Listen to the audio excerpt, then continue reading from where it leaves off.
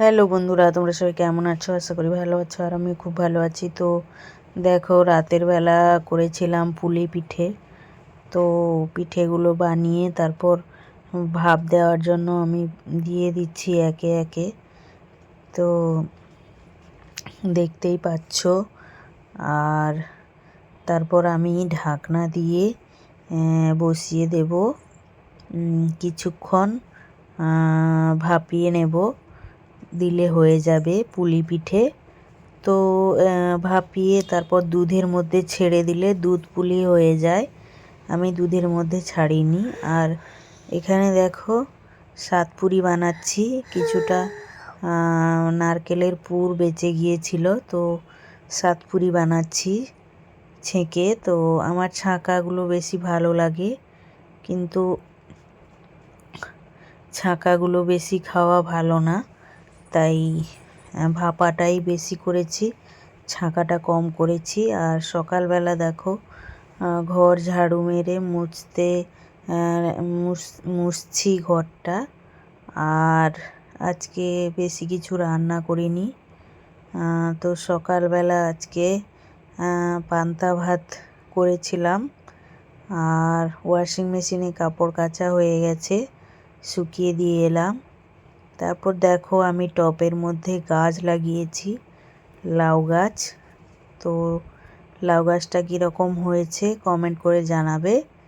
আর তারপর আমি সিঁড়ি দিয়ে চলে এলাম আমার ঘরে।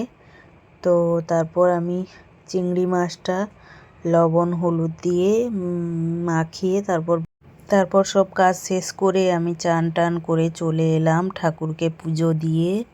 তো দেখো, চিংড়ি মাছগুলো ভেজে নিচ্ছি, পান্তা ভাত খাওয়া হবে সকালবেলা।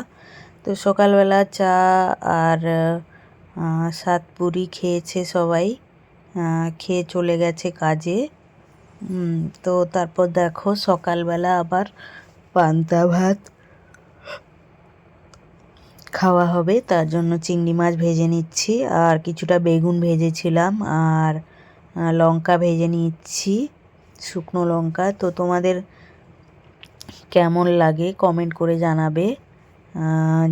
মাছ ভাজা পান্তা, না আলু ভর্তা পান্তা, না বেগুন ভর্তা পান্তা, কী খেতে ভালো লাগে কমেন্ট করে অবশ্যই জানাবে। তো আজকে আর ভিডিও বেশি করিনি, একটু ব্যস্ত ছিলাম, ঘরে একটু কাজ ছিল তাই জন্য।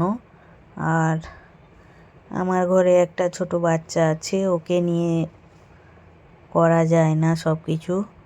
আর দেখো, এখানে পান্তা ভাত নিয়ে এসেছি, বেগুন ভাজা আর শুকনো লঙ্কা, আর হচ্ছে গিয়ে চিংড়ি মাছের ভাজা। আর আমার মেয়েকে দেখো নাচ করছে, ওর মামা চিপস নিয়ে এসছে, কত আনন্দ করছে দেখো।